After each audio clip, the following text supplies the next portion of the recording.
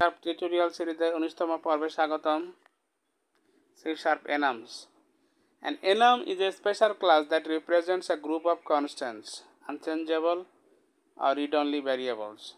To create an enum, use the enum keyword instead of class or interface and separate the enum items with a comma.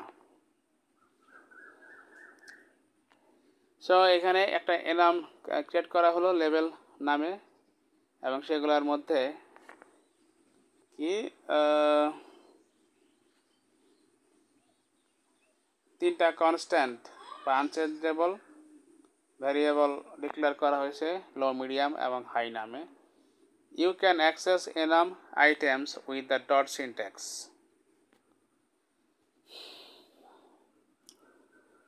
So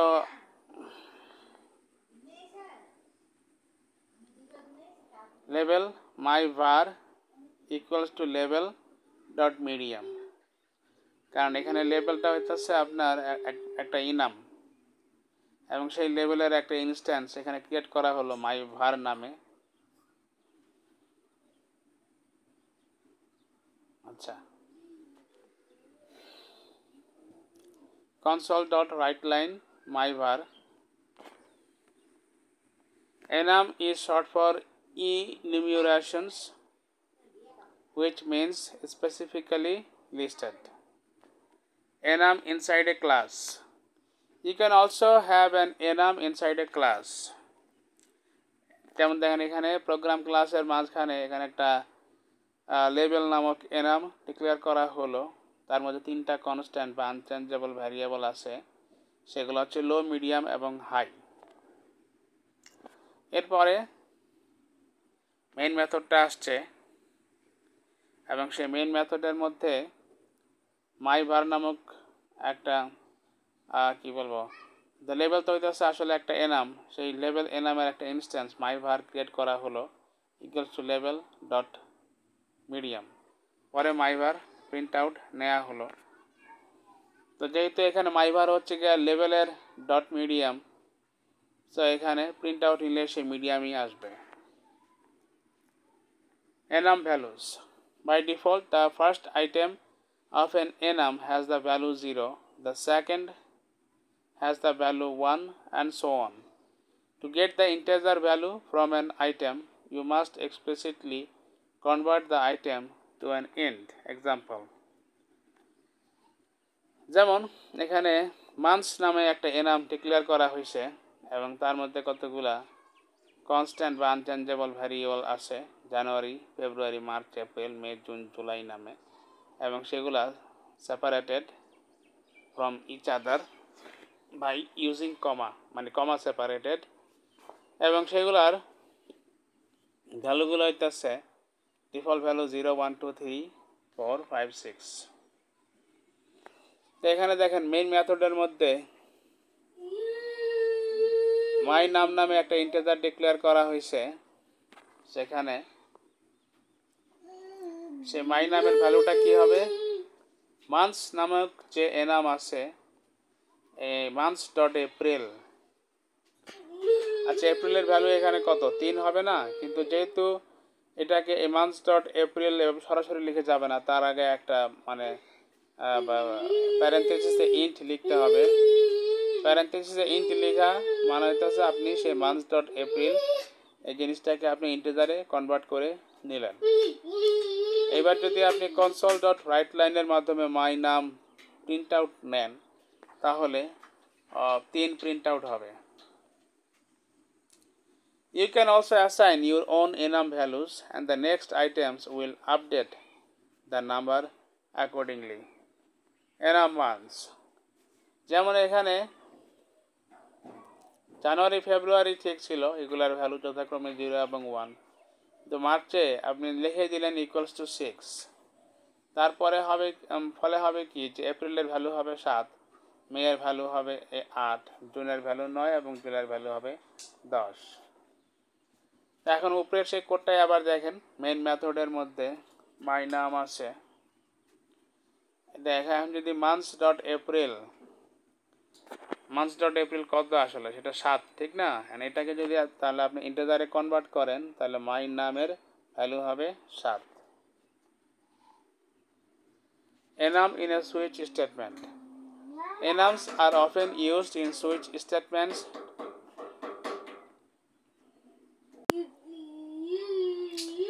to check for corresponding values.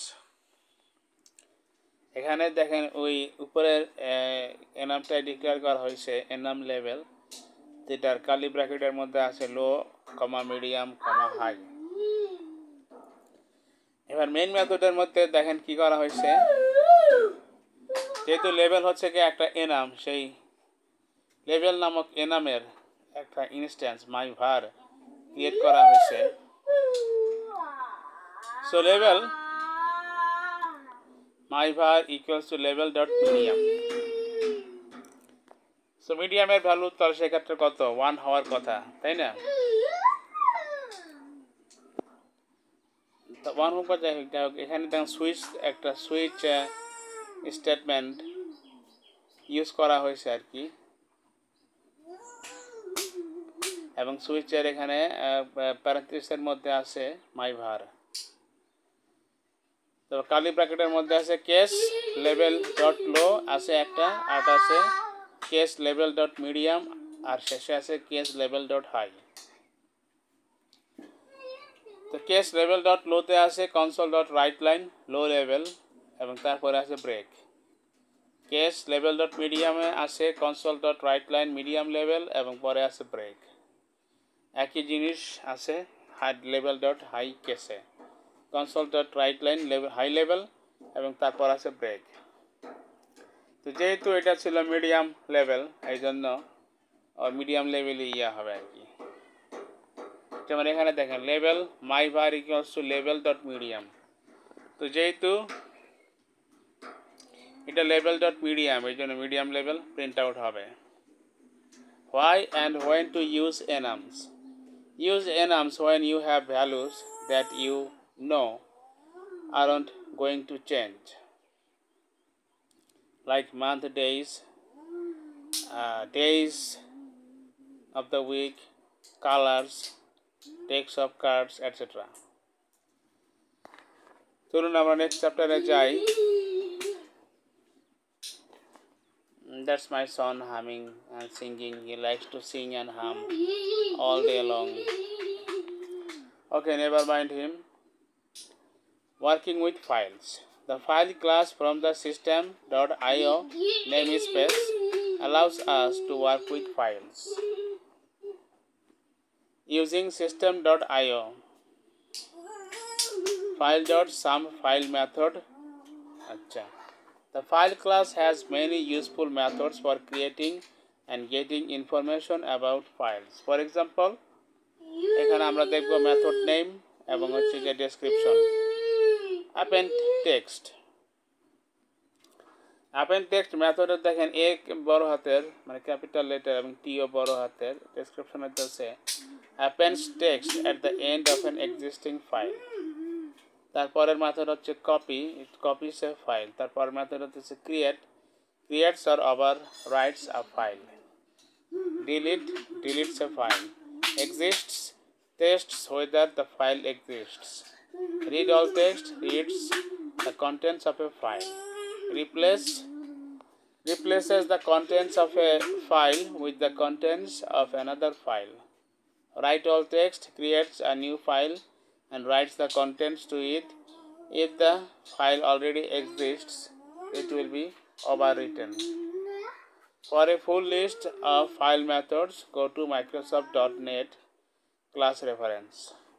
Write to a file and read it.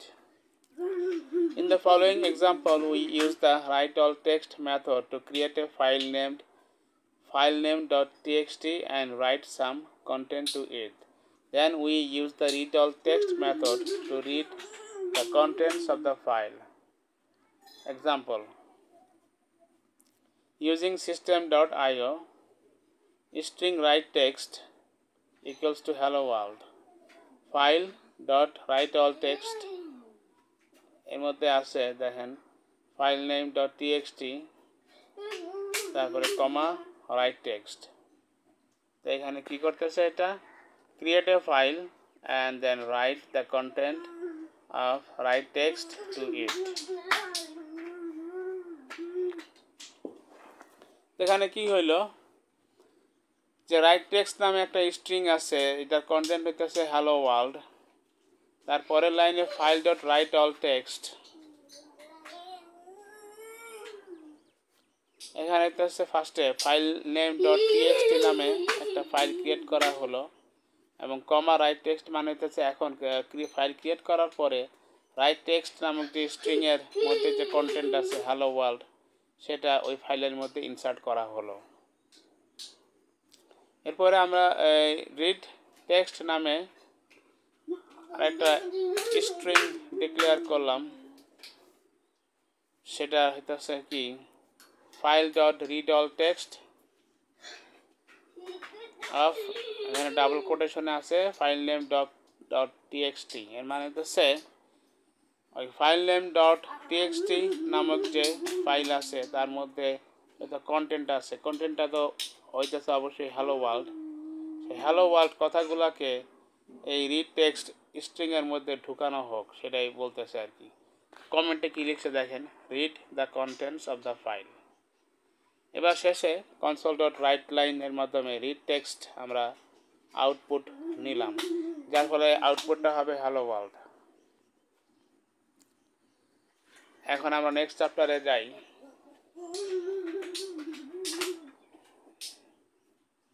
C sharp exceptions try catch. C sharp exceptions, exception আসলে কি, যখন একটা C sharp file বা অন্য যে কোনো programming ল্যাঙ্গুয়েজের ক্ষেত্রেও exception কথাটা প্রযোজ্য। কোনো একটা নির্দিষ্ট ল্যাঙ্গুয়েজে আপনি মনে করেন একটা কোড বা একটা প্রোগ্রাম লিখলেন, সেখানে যদি কোনো রকম ভুল হয় বা লজিক্যাল এরর হয় বা অন্যরকম কাণ্ড ঘটে যেটা কিনা ওই কম্পাইলার বা আইডিইর পক্ষে মেনে নেওয়া মানে অসম্ভব হয়, তখনই এক্সেপশন ঘটনা ঘটে। Exception is basically error in the program. When executing C# code, different errors can occur. Coding errors made by the programmer, মানে প্রোগ্রামার যদি নিজে কোনো কোডিং সিনট্যাক্সে কোনো ভুল করে সেটা errors due to wrong input, যে কোডিং সিনট্যাক্স ঠিক আছে ফাইন, কিন্তু যেরকম ইনপুট দেওয়ার কথা দিচ্ছে অন্যরকম ইনপুট, যেমন যেখানে ইন্টিজার বা নাম্বার ইনপুট দেওয়ার কথা সেখানে দিল টেক্সট ইনপুট, আর আদার আনফরসিয়েবল থিংস, অথবা অন্যান্য অনেক কারণে যেগুলো হয়তো আগে থেকে আন্দাজ করা যায় না, সেসব কারণেও কিন্তু আসলে এক্সেপশন বা এরর করতে পারে। When an error occurs, C# will normally stop and generate an error message. The technical term for this is C# will throw an error, throw an exception আর কি। তো আসলে হইতেছে এই যে এরর যদি ঘটে তাহলে হইতেছে সে টেকনিক্যালি এটাকে বলা হবে যে ওই ল্যাঙ্গুয়েজটা, মানে এখানে ল্যাঙ্গুয়েজটা হচ্ছে C#, সেটা একটা এক্সেপশন থ্রো করলো। C# try and catch. The try statement allows you to define a block of code to be tested for errors while it is being executed. মানে হইতেছে যে ব্লক অফ কোডে আপনার সন্দেহ আছে যে কোনো সিনট্যাক্স জনিত বা অন্য কোনো লজিক্যাল এরর থাকতে পারে বা কোনো একটা এরর জেনারেট করতে পারে, সেই রিস্কি কোডটাকে আপনি ট্রাই স্টেটমেন্টের মধ্যে যে কার্লি ব্র্যাকেট আছে, একজোড়া কার্লি ব্র্যাকেট, সেখানে ইনসার্ট করেন। ট্রাই স্টেটমেন্টের পরে আসে catch statement. The catch statement allows you to define a block of code to be executed if an error occurs in the try block. মানে হচ্ছে ট্রাই ব্লকের মধ্যে যে কোড আছে এখানে যদি কোনো এরর ঘটে তাহলে কি হবে, তাহলে অন্য কোন কোড এক্সিকিউট করা উচিত সেই কোডটাকে রাখতে হবে ক্যাচ স্টেটমেন্টের মধ্যে কার্লি ব্র্যাকেট জোড়ার মধ্যে। The try and catch keywords come in pairs, মানে ট্রাই এবং ক্যাচ কিওয়ার্ডগুলো জোড়ায় জোড়ায় আসে। সিনট্যাক্সটা আছে দেখতে পাচ্ছেন কি, ট্রাই এর পরে এক জোড়া কালি ব্র্যাকেট আছে, block of code to try. তারপরে আছে ক্যাচ, ক্যাচের ডান পাশে আবার মানে এক জোড়া প্যারেনথেসিস আছে, এক্সেপশন স্পেস ই, এখানে এক্সেপশনের ই হইতেছে বড় হাতের। এর কালি ব্র্যাকেটের মধ্যে আছে block of code to handle errors. Consider the following example where we create an array of 3 integers.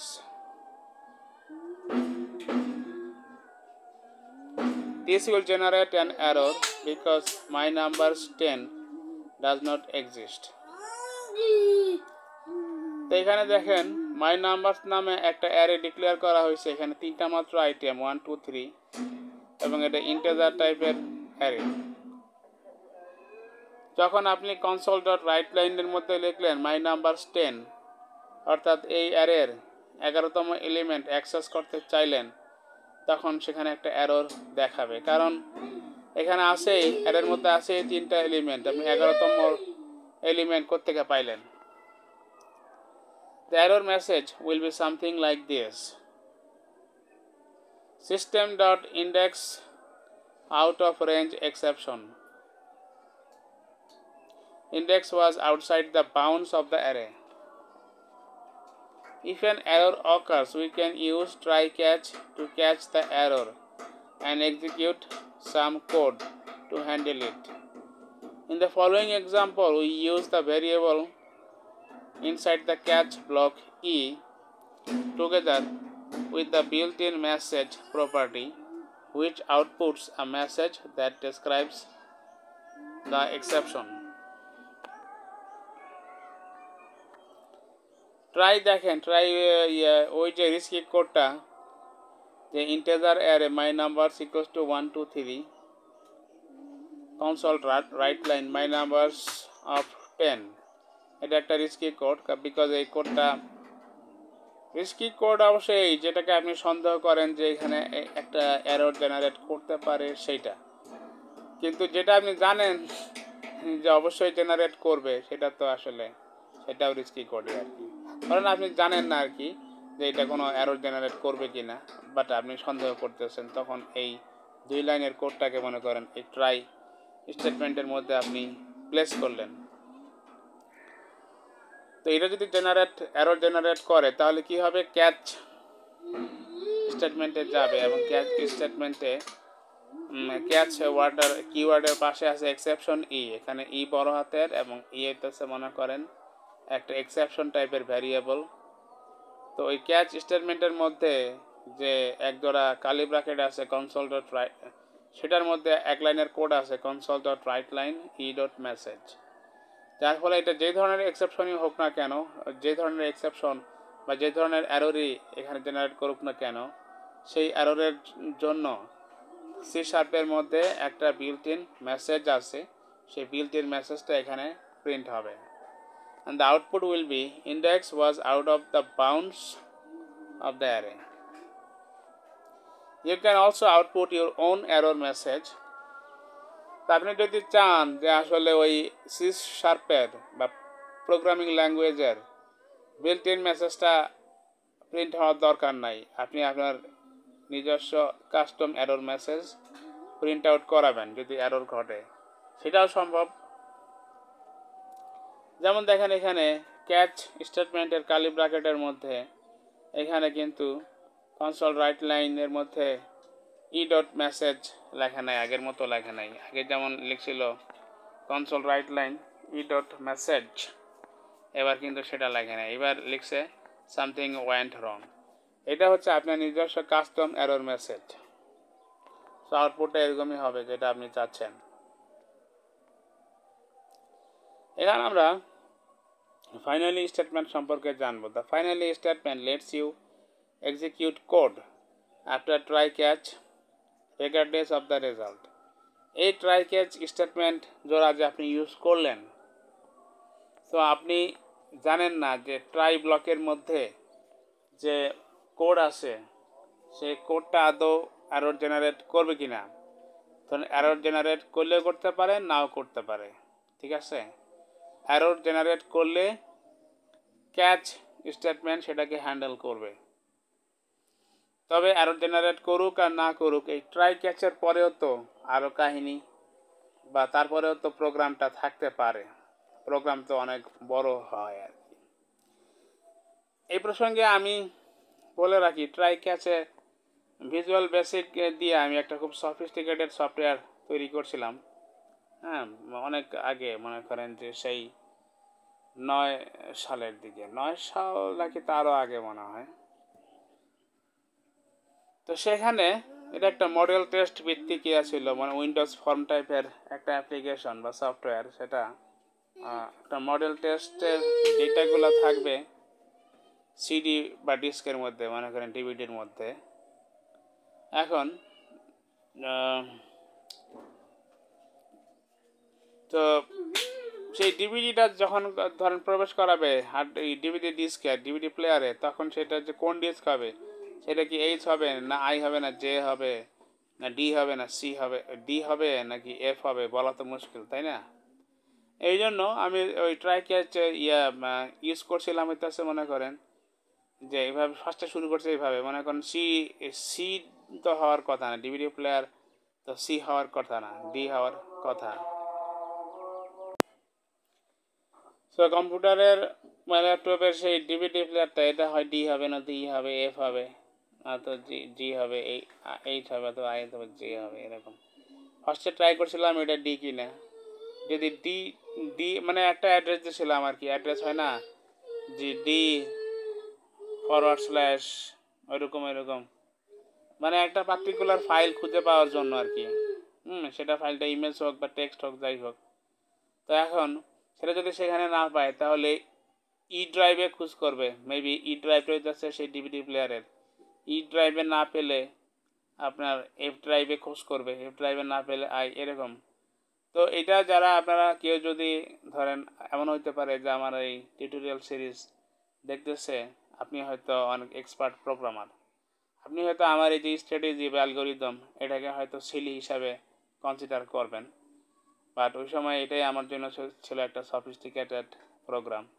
এবং এই জিনিসগুলো কিন্তু সব, মানে প্রত্যেকটা অ্যালগোরিদম আমি নিজের মাথা থেকে বের করছি, আমি কোথাও থেকে আসলে আইডিয়া কপি করি নাই। তো এটা হচ্ছে কি আপনার ট্রাই ক্যাচ এর একটা এক্সাম্পল দিলাম এখানে।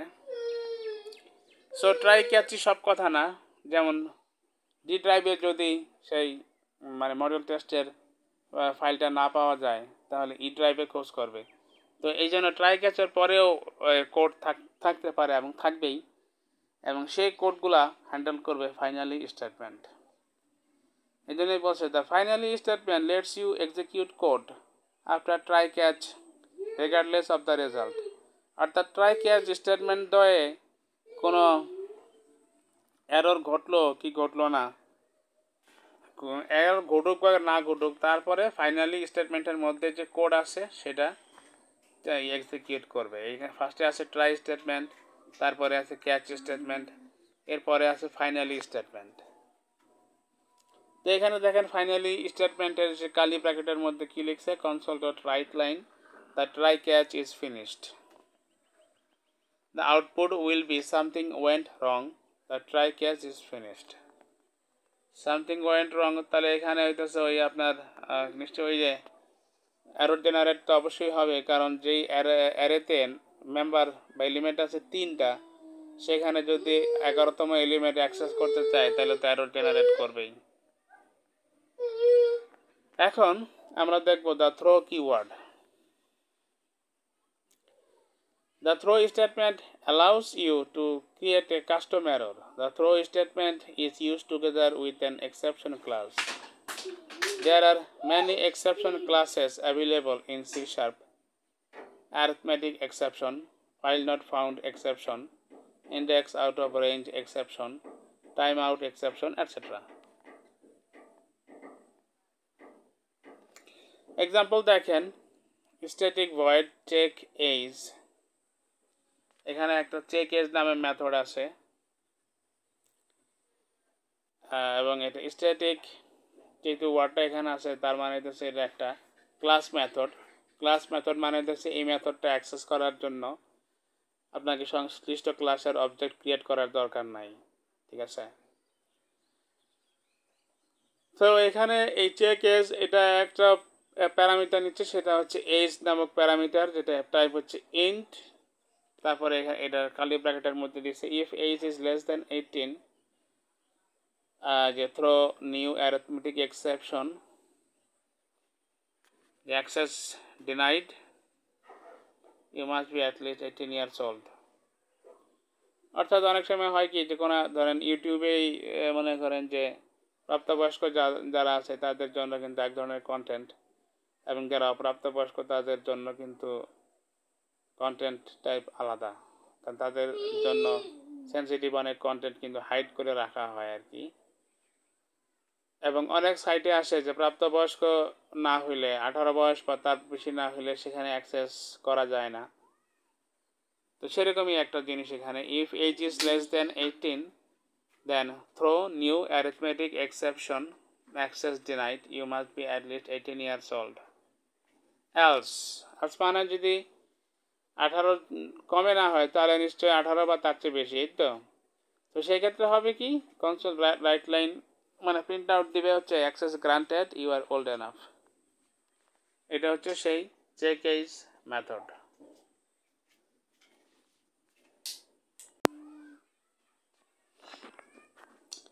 এবার দেখেন মেন মেথডের মধ্যে সেই চেক এজ মেথডটাকে কল করা হয়েছে এবং আর্গুমেন্ট পাঠানো হয়েছে 15। তো 15 যেহেতু 18 চেয়ে ছোট, সেই ক্ষেত্রে এখানে এই throw new arithmetic exception, access denied, you must be at least 18 years old, এই জিনিসটা এক্সিকিউট হবে, right? Okay, so the error message displayed in the program will be system.arithmetic exception, access denied, you must be at least 18 years old. If age was 20, you would not get an exception. যে check age এই ধরনের মেথডটাকে আবার call করা হলো 20 argument পাঠিয়ে, তখন output will be access granted, you are old enough. তো এই ছিল মোটামুটি, এটা সম্ভবত এই সি শার্প টিউটোরিয়াল সিরিজের শেষ পর্ব, মানে 19তম পর্বটাই হয়তো শেষ পর্ব। How to add two numbers এটা দেখানোর দরকার নেই, এগুলো হয়তো আপনারা জানেন, খুব ইজি জিনিস। int x equals to 5, int y equals to 6, int sum equals to x plus y, the control right line sum, খুব সহজ একটা ইজি একটা জিনিস। কিন্তু W3 স্কুলস বাদেও অন্য কোনো সাইট যদি আমি পাই যেখানে সি শার্পের বেশ কিছু গুরুত্বপূর্ণ তথ্য দেওয়া আছে, তখন সেগুলো উপস্থাপনের জন্য হয়তো 20তম বা 21তম বা তার পরের পর্বগুলো আসতে পারে। ওকে, থ্যাংক ইউ এই টিউটোরিয়াল সিরিজ এই পর্যন্ত দেখার জন্য। Have a great day.